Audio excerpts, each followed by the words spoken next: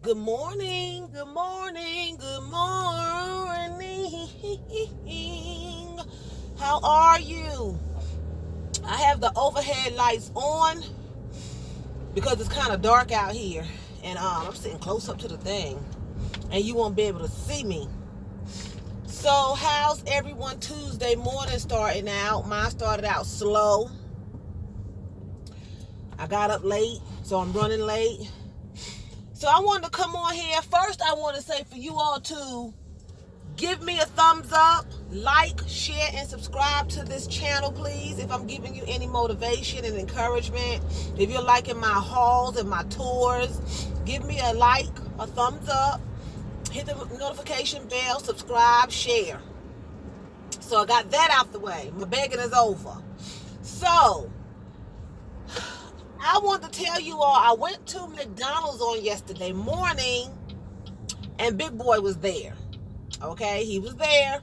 And if I had known that he was going to be there, I would have videotaped once I got there. But I told you all, Friday before last is when the incident happened. Okay.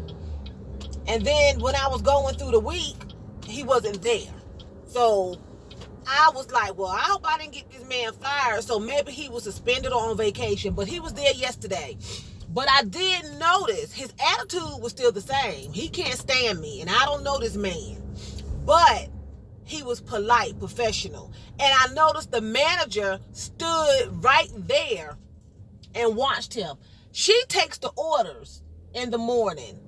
And she must have recognized my voice because he was at window 1 where he take the money, and she's at window 2 giving the food.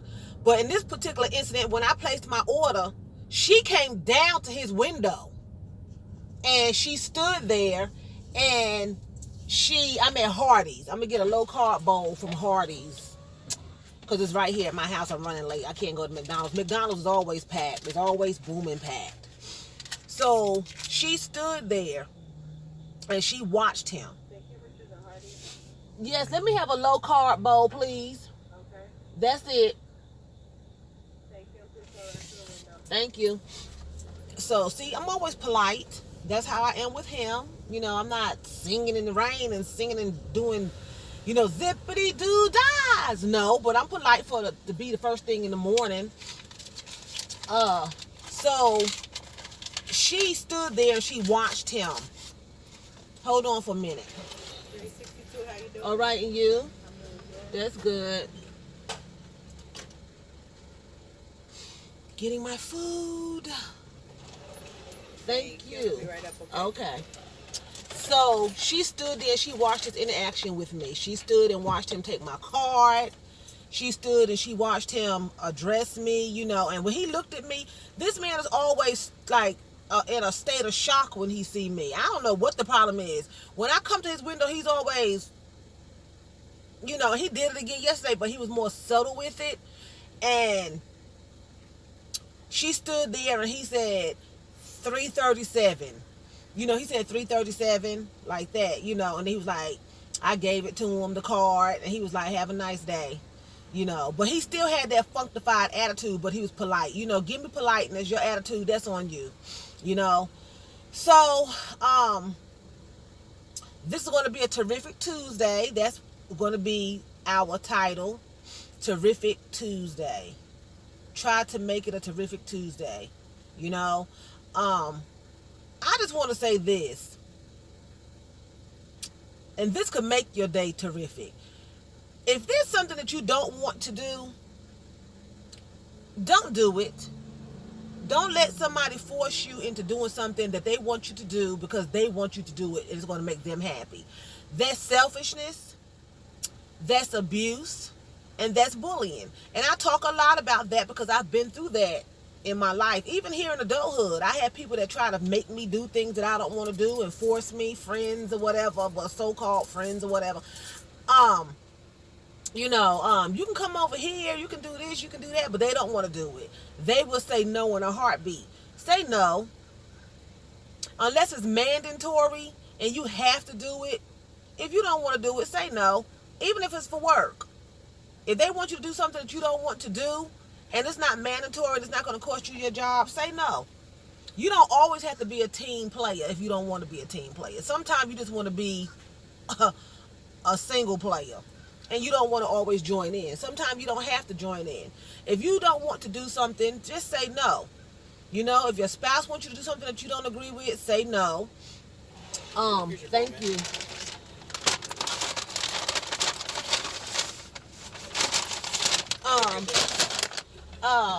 If you if you got your family, your mom, your dad, sisters and brothers want you to do something that you don't want to do, they want you to do it, don't do it if you don't want to do it. You know? Say no. Start making yourself happy. Start making yourself comfortable. Because if you do it, all of my bras slide off my shoulders. It's ridiculous.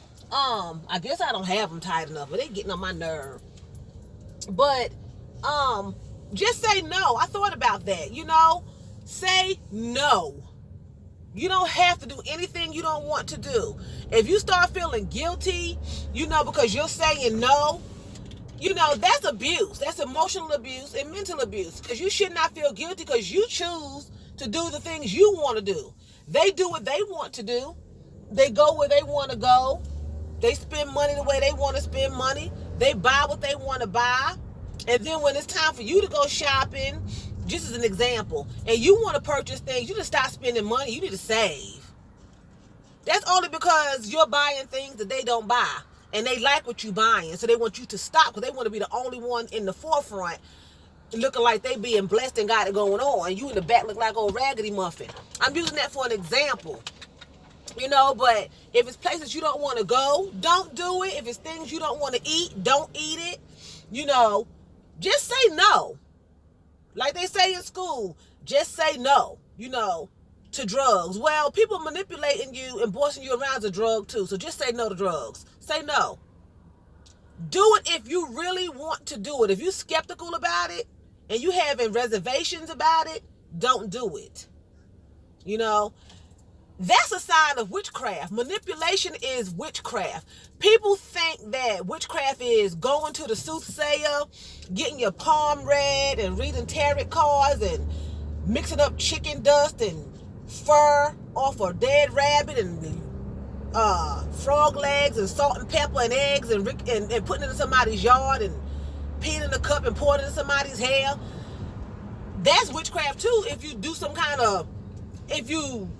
if you do it and don't do all the other demon-possessed stuff with it, it's nothing but a nasty concoction. But if you're doing it to do something with it, it's witchcraft. But manipulation is a form of witchcraft too. Because that's what witchcraft is. It manipulates the person into doing what you want them to do. Whether you want them to love you, you want them to lose their job, you're manipulating the situation. You don't have to, everything in this world is not hands-on. Like I said with cheating, okay? You can manipulate somebody with your mouth and with your attitude, and that's bullying, and it's a sign of witchcraft. That's what it is. It's not a sign, it is witchcraft, okay?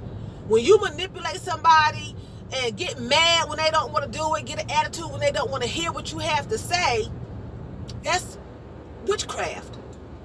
It's witchcraft. Because you don't have to tell anybody anything. The Lord knows how to deal with each and every individual on this earth. You don't have to tell somebody anything. Now, if you feel compelled to, okay, so be it. If the person rejects it, so be it.